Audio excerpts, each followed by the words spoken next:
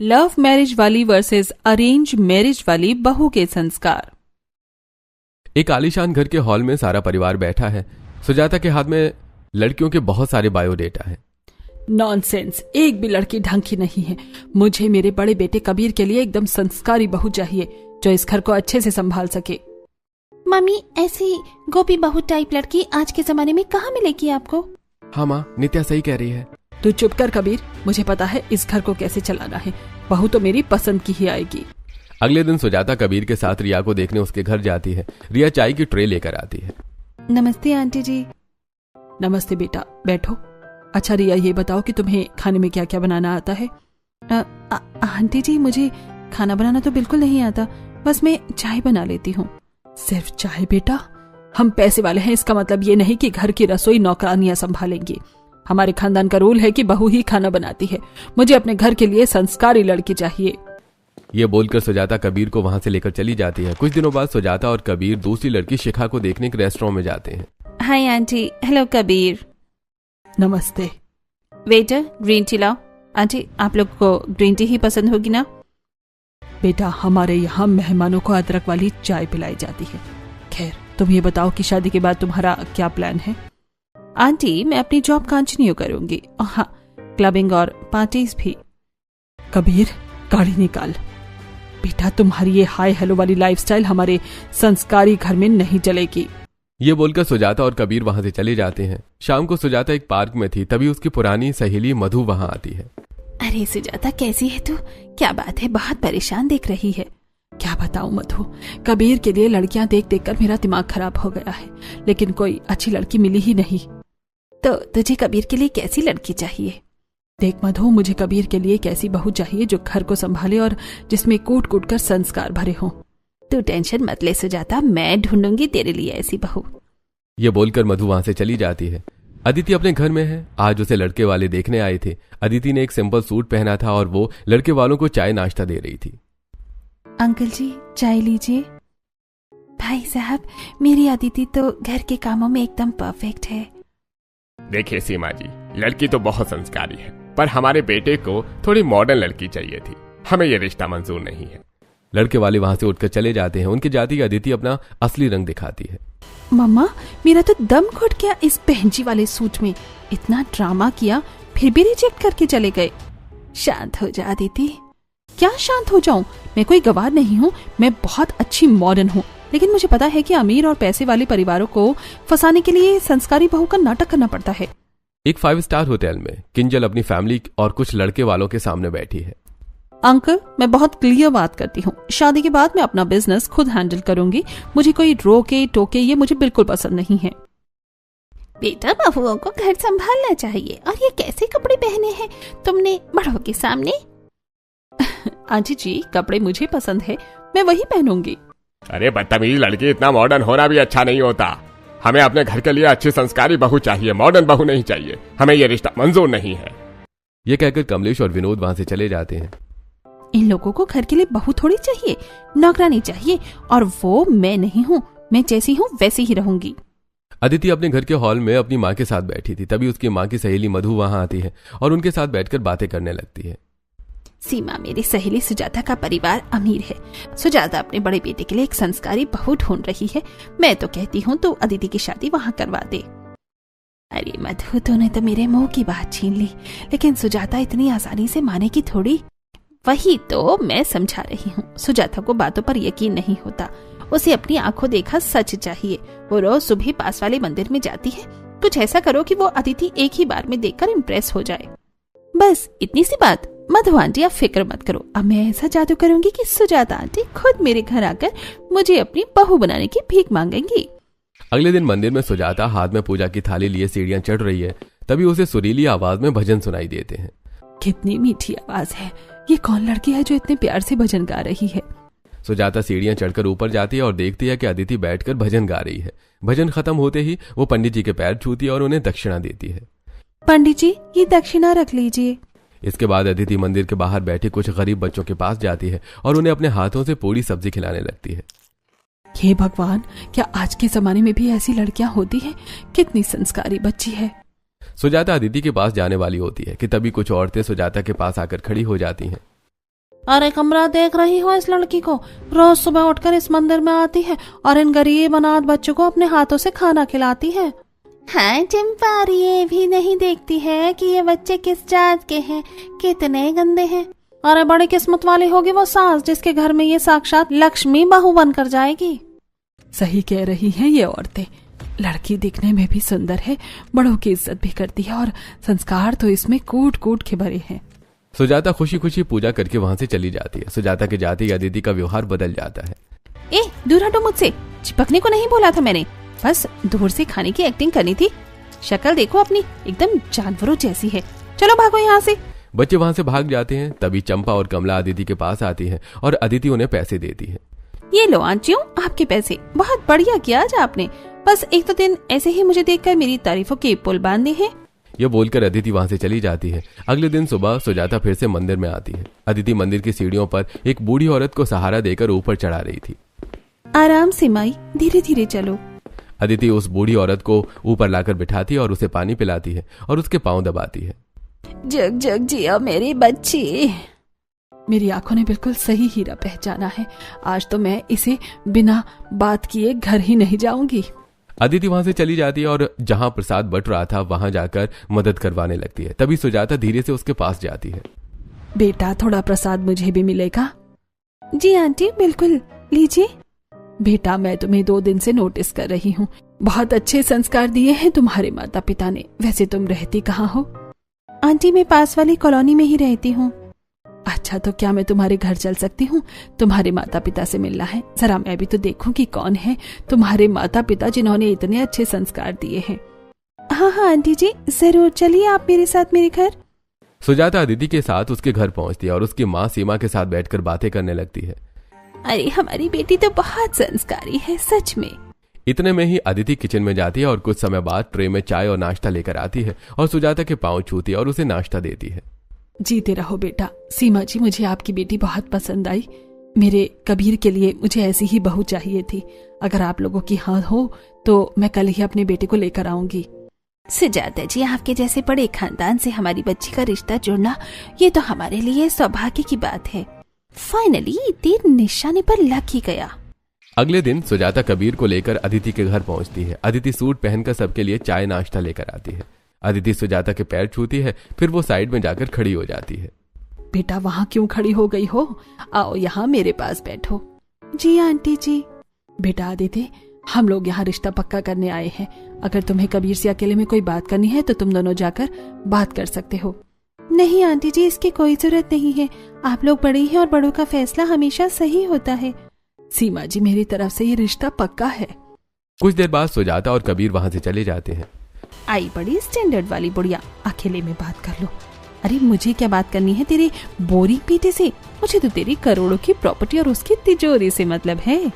अदिति और कबीर की शादी हो जाती है। अदिति का गृह प्रवेश हो रहा था। अदिति कलश गिराने से पहले नीचे झुकती है और घर की दहलीज को छूकर अपने माथे से लगाती है। हे भगवान, मेरे इस नए घर को हमेशा बुरी नजर से बचाना और इस घर में हमेशा खुशियां रहे। अदिति कलश गिराकर घर में आती है और एक एक करके विक्रम, नित्या और सभी रिश्तेदारों के पैर छूने लगती है। अरे सुजाता, तेरी बहू तो एकदम संस्कारी है। वो तो है, मैंने पहले ही कहा था मेरे घर में वही बहू आएगी जो संस्कारी और अच्छी होगी। रात का समय हो जाता है। अदिति अपने कमरे में है, कबीर सो चुका है। अदिति शीशे के सामने खड़ी होकर खुद से ही बातें कर रही थी। उफ, मेरी कमर ही टूट गई आज तो। पूरे 50 लोगों के पांव छुए हैं, तब जाकर इन लोगों को यकीन हुआ है कि मैं संस्कारी हूँ। अब कल से मुझे ये संस्कारी बनने का नाटक और अच्छे से करना है ताकि घर की चाबी और तिजोरी की चाबी मुझे जल्दी मिल जाए। समय बीत जाता है। सुबह के 4 बज रहे थे। अदिति उठकर पूरे हॉल में झाड़ू लगा रही थी। तभी सुजाता पानी पीने के लिए उठती है और अदिति को देखकर बहुत खुश हो जाती है। हे भगवान, सुबह के 4 बजे हैं और मेरी बहू घर चमका रही है। अदिति नहाकर एक अच्छी सी साड़ी पहनती है और सबसे पहले तुलसी को पानी देती है। फिर मंदिर साफ करके वो अपनी पहली रसोई बनाने किचन में जाती है। सुजाता भी उसके साथ किचन में जाती है। माँ जी आप बैठी, मैं अभी नाश्ता बनाती हूँ। अदिति गैस को दोनों हाथों से प्रणाम करती है और उसे छूकर अपने माथे से लगाती है और फिर उस पर अगरबत्ती लगाती है। माँ जी, मेरी मायके से मुझे यही सिखाया गया है कि गैस चूल्हा अन्नपूर्णा देवी का रूप है जो हमें खाना देती है। मेरी बच्ची तो बहुत संस्कारी है। सुजाता वहां से चली जाती है। अदिति खाना तैयार करती है। डाइनिंग टेबल पर पूरा परिवार बैठा था। अदिति खाना लाकर डाइनिंग टेबल पर रख देती है। माँ जी आप लोग 2 मिनट रुकिए, मैं पहले भगवान जी को भोग लगा कर आती हूँ। अदिति मंदिर में भोग लगाकर सबको खाना सर्व करती है और फिर साइड में जाकर खड़ी हो जाती है। अदिति खाना बहुत टेस्टी बना है, तुम भी हमारे साथ बैठकर खाओ ना। नहीं कबीर जी आप लोग खा लीजिए, हमारे यहाँ ऐसा ही होता है, पहले पति और घर के बड़े खाना खाते हैं, उसके बाद ही पत्नी खाना खाती है। मेरी बहू तो लाखों में एक है। सबके खाने के बाद अदिति टेबल साफ करती है और फिर डाइनिंग टेबल पर बैठने के बजाय जमीन पर बैठकर खाना खाती है। ऐसी समय बीत जाता है और अगले दिन घर के हॉल में अदिति की मुंह दिखाई की रस्म चल रही थी। सुजाता तेरी बहू तो चांद का टुकड़ा है। अदिति अपनी जगह से उठती है और एक एक करके हॉल में बैठी सभी औरतों को चाय नाश्ता देती है और सबके पैर छूती है। सुनीता संस्कार कूट कूट कर भरे हैं इसमें, मुझे तो कुछ करने ही नहीं देती है ये। ऐसी संस्कारी बहू तो पूरे मोहल्ले में किसी की नहीं होगी। अरे आंटियों आप लोग मेरी इतनी तारीफ मत कीजिए, असली तारीफ तो मेरी माँ जी की होनी चाहिए, क्योंकि मुझे तो लगा ही नहीं कि मैं ससुराल में हूँ। माँ जी तो साक्षात देवी का रूप है, मुझे बिल्कुल अपनी बेटी की तरह रखती है। अदिति की ये बातें सुनकर सुजाता खुशी से 7वें आसमान पर पहुंच जाती है। ऐसे कुछ समय बीत जाता है। दोपहर का समय था। सभी लोग हॉल में बैठे थे और बातें कर रहे थे। तभी दरवाजे पर आर्यन और किंजल आते हैं। दोनों ने शादी कर ली थी। किंजल ने शॉर्ट ड्रेस पहनी हुई थी। हे भगवान ये क्या है आर्यन, और ये लड़की कौन है जो इतने भद्दे कपड़े पहन कर आई है? माँ ये किंजल है मेरी पत्नी, हमने लव मैरिज कर ली है। क्या तूने इस उर्फी जावेद जैसी लड़की से शादी कर ली? चल मम्मी जी, कपड़ों से कैरेक्टर डिसाइड नहीं होता। माँ जी प्लीज शांत हो जाइए, आपका बीपी बढ़ जाएगा। देवर जी ने जो किया सो किया, अब आप गुस्सा थोक दीजिए ना। देख आर्यन इसे कहते हैं संस्कार।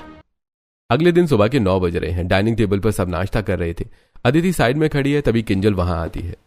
आ गई महारानी, सुबह के 9 बज रहे हैं, ये कोई टाइम है उठने का?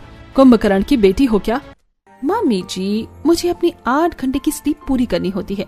वैसे नाश्ते में क्या है? बदतमीज लड़की, नाश्ता क्या तूने बनाया है? नाश्ता मेरी बड़ी बहू ने बनाया है, जो सुबह 4 बजे उठती है और घर की साफ सफाई करती है, पूजा करती है। मैं रात को लेट तक अपना काम करती हूँ तो सुबह लेट उठती हूँ, इसमें गलत ही क्या है? कोई बात नहीं माँ जी, छोटी है, नई नई आई है घर में, धीरे धीरे सीख जाएगी। अगले दिन सुजाता, अदिति और किंजल मंदिर जाती हैं। अदिति पंडित जी से बात कर रही थी और किंजल दूर खड़ी फोन चला रही थी। पंडित जी ये आपकी दक्षिणा, भगवान का आशीर्वाद हम सब पर बना रहे, बस यही प्रार्थना है मेरी। कितने अच्छे संस्कार हैं इसके।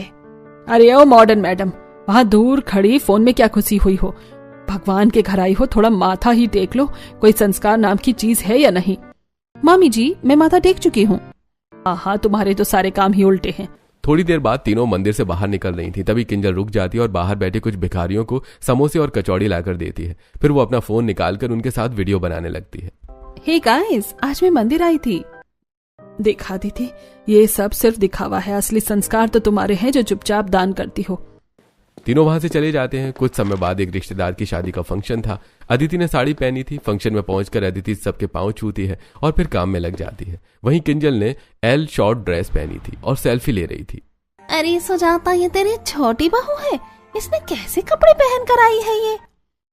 किंजल तुझे शर्म नहीं आती, इतने छोटे कपड़े पहन कर आ गई? मामी जी मेरी ड्रेस एकदम अच्छी है, अगर किसी की सोच छोटी है तो उसमें मैं कुछ नहीं कर सकती। जुबान लड़ाती है मुझसे। तभी अदिति वहां आती है। माँ जी प्लीज शांत हो जाइए, लोग देख रहे हैं। किंजल तू भी चुप कर।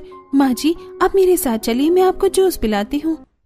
अदिति सुजाता को अपने साथ ले जाती है। कुछ देर बाद तीनों अपने घर वापस आ जाती हैं। अदिति अपने बेडरूम में थी। उफ मेरी कमर ही टूट गई।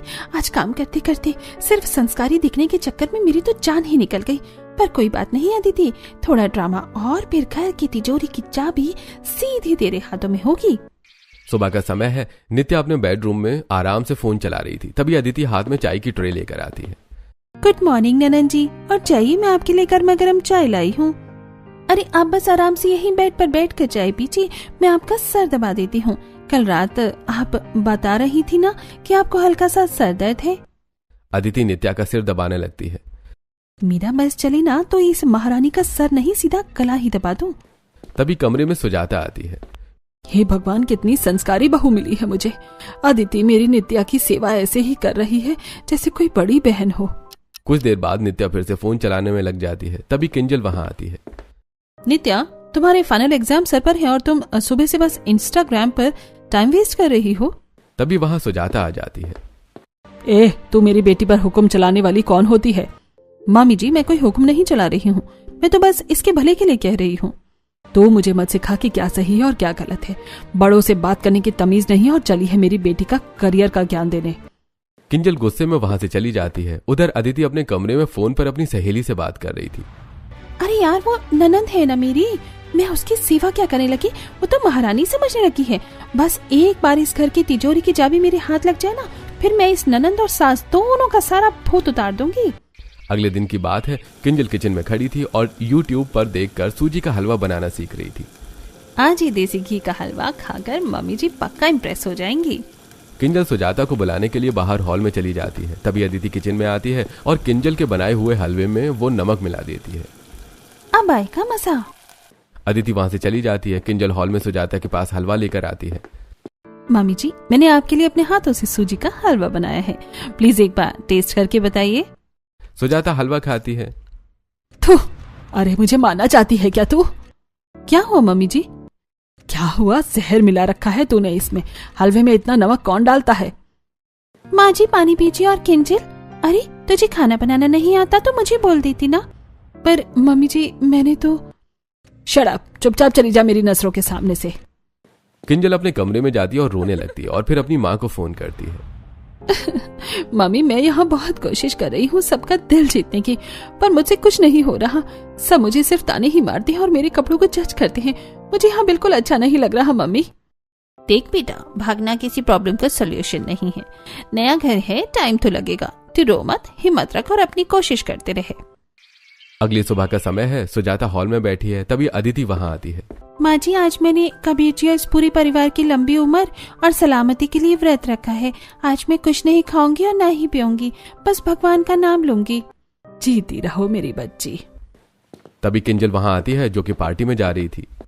रुक, ये इतनी सुबह सुबह कहाँ जा रही है तू? आज व्रत का दिन है और तू ये सब पहनकर घूमने जा रही है? चल चुपचाप साड़ी पहन और तू भी अपने पति के लिए व्रत रख। मामी जी, मेरी एक फ्रेंड की सक्सेस पार्टी है, मुझे वहाँ जाना है। और रही बात व्रत की, तो मैं भूखी नहीं रह सकती, और वैसे भी व्रत वगैरह रखने से कुछ नहीं होता। मुझे ये अपना ज्ञान मत दे। किंजल वहां से चली जाती है। देख रही है अदिति, कितनी बेकार लड़की है। शुक्र है भगवान का कि तू इस घर में है, वरना मेरा तो क्या ही होता। दोपहर का समय था। अदिति अपने कमरे में थी और दरवाजा लॉक था। अदिति बेड पर बैठकर चिप्स खा रही थी और साथ में कोल्ड ड्रिंक भी पी रही थी। ये अच्छा है यार, बाहर सबको लग रहा है कि मैं बेचारी भूखी प्यासी बैठी हूँ और यहाँ अंदर मैं अपना बढ़िया से एंजॉय कर रही हूँ।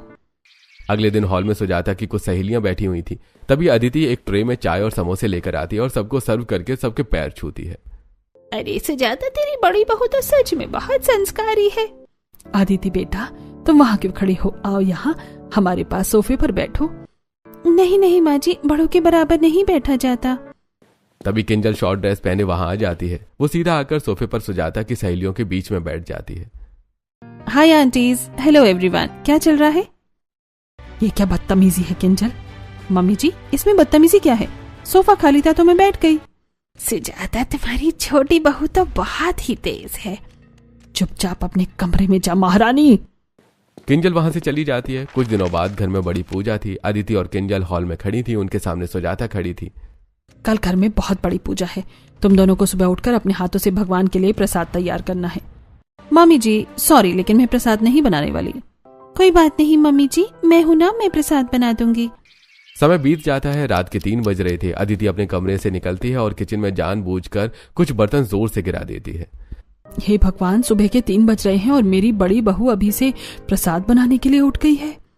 सुजाता सो जाती है। अदिति किचन में एक बैग से प्रसाद का डिब्बा निकालती है, वो जो कल ही खरीद कर लाई थी, और उसे घर के बर्तन में अच्छे से सजा देती है। सुबह होते ही वो प्रसाद सुजाता के सामने लेकर जाती है। वाह अदिति, इतनी सुबह उठकर तूने इतना बढ़िया प्रसाद बनाया। अगली सुबह किंजल अपने कमरे में आईने के सामने खड़ी खुद से बात कर रही थी। किंजल, आज तो भी थोड़ा एडजस्ट करने का ट्राई करेगी। मामी जी को इम्प्रेस करना है तो उनके तरीके से चलना होगा। किंजल नहाकर सुबह 8 बजे हॉल में आती है। गुड मॉर्निंग मामी जी। गुड मॉर्निंग पापा जी। हमारे यहाँ से गुड मॉर्निंग नहीं बोलते, और इस गुड मॉर्निंग से पेट नहीं भरता महारानी। जा जाकर कुछ नाश्ते में बनाकर ला। किंजल किचन में जाती है और वो सबके लिए एक हेल्दी ड्रिंक और कुछ हेल्दी डिश बनाकर लाती है। मामी जी ये लीजिए, एकदम हेल्दी रिफ्रेशिंग ड्रिंक और लाइट ब्रेकफास्ट। ये क्या घास फूस लेकर आ गई है तू? ये सब अजीब सी चीजें मैं नहीं पीती। मम्मी जी ये बहुत हेल्दी होता है, आप एक बार ट्राई तो कीजिए। मुझे तेरी ये हेल्दी ड्रिंक नहीं पीनी, मुझे तो मेरी बड़ी बहू के हाथ की कड़क चाय और पराठे ही पसंद हैं। किंजल उदास होकर वहां से चली जाती है। ऐसे ही कुछ समय बीत जाता है। सुजाता और विक्रम की एनिवर्सरी आने वाली थी। सुजाता अपने कमरे में बेड पर बैठी है और अदिति उसके पास बैठकर उसके पैर दबा रही थी। माँ जी कल आपकी और पापा जी की एनिवर्सरी है ना, कल बड़ी पार्टी करेंगे, सबको बुलाएंगे। अरे अदिति बेटा, अब इस उम्र में क्या एनिवर्सरी मनाना? ऐसे कैसे माँ जी, कल हम बहुत बड़ी पार्टी रखेंगे, मैं खुद सारी तैयारी करूंगी। तेरी इस बात पर तो मैं फिदा हूँ अदिति। शाम का समय था। विक्रम और सुजाता की एनिवर्सरी पार्टी चल रही थी। हॉल मेहमानों और रिश्तेदारों से भरा हुआ था। अदिति ने बहुत अच्छी साड़ी पहनी थी। वो सुजाता को लेकर हॉल में आती है। नमस्ते ताई जी, नमस्ते मौसा जी। देख रही हो, ये होती है असली संस्कारी बहू। आते ही सबके पैर छुए और सीधा काम में लग गई। तभी किंजल सीढ़ियों से नीचे आती है। उसने एक बहुत ही स्टाइलिश शॉर्ट ड्रेस पहनी थी। वो नीचे आकर सीधे वीडियो बनाने लगती है। Hey guys. अरे सुजाता, ये तेरी छोटी बहू तो बिल्कुल उर्फी जावेद लग रही है। सुजाता किंजल के पास जाती है। किंजल ये क्या तमाशा है? तुझे शर्म नहीं आती? इतने छोटे कपड़े पहनकर आ गई है सबके सामने। आज के दिन तो कोई ढंग के पूरे कपड़े पहन लेती। मम्मी जी ये एक पार्टी है और मेरी पार्टी के अकॉर्डिंग कपड़े पहने हैं। मुझे ज्ञान मत दे। हॉल में सुजाता और किंजल की बहस चल रही थी और उधर घर के कोने में अदिति फोन पर अपनी माँ से बात कर रही थी। अरे मम्मी, ये बुढ़िया तो मेरे जाल में पूरी तरह फंस चुकी है। सच बताऊं तो मैं पक गई हूँ इसके पैर दबा दबा कर। बस थोड़े दिन की और बात है, फिर इस घर की तिजोरी की चाबी मेरे हाथ में होगी। वहीं कोने में छुपकर कामिनी अदिति का वीडियो बना रही थी। अदिति बेटा, तेरी ये ऑस्कर विनिंग एक्टिंग तो अब मैं पूरी फैमिली को दिखाऊंगी। कामिनी जल्दी से हॉल में पहुंचती है। अरे सुजाता, जरा अपनी संस्कारी बहू का एक वीडियो तो देखो जो मैंने बनाया है। कामिनी हॉल में लगे हुए टीवी पर अदिति का वो वीडियो चला देती है। उसे देखकर सभी हैरान रह जाते हैं। माँ जी ये वीडियो छोटा है, ये एआई से बनाया गया है, ये सच नहीं है माँ जी। शांत हो जा, एक शब्द और मत बोलना। इतने दिनों से तू मेरे सामने संस्कारी बहू बनने का नाटक कर रही थी, मुझे तो विश्वास ही नहीं होता। तुम दोनों ने मिलकर मेरा तमाशा बना दिया है। एक ने अपने भद्दे कपड़ों से और दूसरी ने अपने लालच से। तुम दोनों ही दिखावटी हो। अब मैं तुम दोनों को इस घर में रहने नहीं दूंगी। सुजाता गुस्से में अदिति और किंजल को घर से बाहर निकालने लगती है। तभी विक्रम आगे आते हैं। अरे रुक जाओ सुजाता, बहुत हो गया तुम्हारा ये ड्रामा। कोई बाहर नहीं जाएगा इस घर से। आप देख रहे हैं ना विक्रम जी, इन लड़कियों ने क्या किया हमारे साथ। हाँ, मैंने सब देखा सुजाता, लेकिन आज गलती सिर्फ इन दोनों की नहीं है। सबसे बड़ी गलती हमारी और तुम्हारी है। ये लड़कियां अपना घर छोड़कर एक नई जगह आई थी। तुम्हें इन्हें बेटियां बनाना था, लेकिन तुमने इन्हें परफेक्ट संस्कारी बहू बनने पर मजबूर कर दिया और इसलिए अदिति को अपना लालच पूरा करने के लिए उसे फेक संस्कार का ढोंग करना पड़ा। अरे रही बात किंजल की, वो मॉडर्न है, लेकिन उसने कभी दिखावा नहीं किया। उसने एडजस्ट करने की कोशिश की, तुम्हारे लिए हलवा बनाया, ड्रिंक बनाई, लेकिन तुमने उसके प्यार को नहीं, सिर्फ उसके कपड़ों को देखा। अगर तुम प्यार से उसे घर के तौर तरीके समझाती और हर बात पर उस पर गुस्सा नहीं करती, तो वो भी सब कुछ समझ जाती। नया पौधा जब घर लाते हैं सुजाता, तो उसे पनपने का टाइम देते हैं, पहले ही दिन से मीठे फल नहीं मांगते। विक्रम की बात सुनकर सुजाता रोने लगती है। आप सही कह रहे हैं विक्रम जी, मैं एक परफेक्ट सास बनने के चक्कर में ये भूल गई कि रिश्ते थोपे नहीं जाते, बनाए जाते हैं। मुझे माफ कर दो मेरी बच्चियों। नहीं माँ जी, सबसे बड़ी गुनहगार मैं हूँ। मैंने लालच में आकर संस्कारी बनने का नाटक किया, पर मैं गलत थी माँ जी, मुझे माफ कर दीजिए। मैं आज के बाद कभी आपसे झूठ नहीं बोलूंगी। मैं सच में इस घर की अच्छी बहू बनकर दिखाऊंगी। मम्मी जी मुझे भी माफ कर दीजिए, मैं भी अपनी आजादी के चक्कर में कुछ ज्यादा ही मॉडर्न बन गई थी। मैं वादा करती हूँ मैं भी इस घर के तौर तरीके सीखूंगी। बस आप मुझे ताने मत मारना, प्यार से समझा देना। पागल लड़कियों, अब कोई ताने नहीं, कोई ड्रामा नहीं होगा, अब सब कुछ ठीक हो गया है। तो फिर अब ये रोना धोना बंद करो। आज हमारी एनिवर्सरी है, मेहमान भी भूखे बैठे हैं। चलो जल्दी से केक काटते हैं। यस पापा, फाइनली हमारे घर में असली वाली हैप्पी एंडिंग हो गई। पूरा परिवार एक साथ मुस्कुराते हुए सुजाता और विक्रम की एनिवर्सरी मनाता है।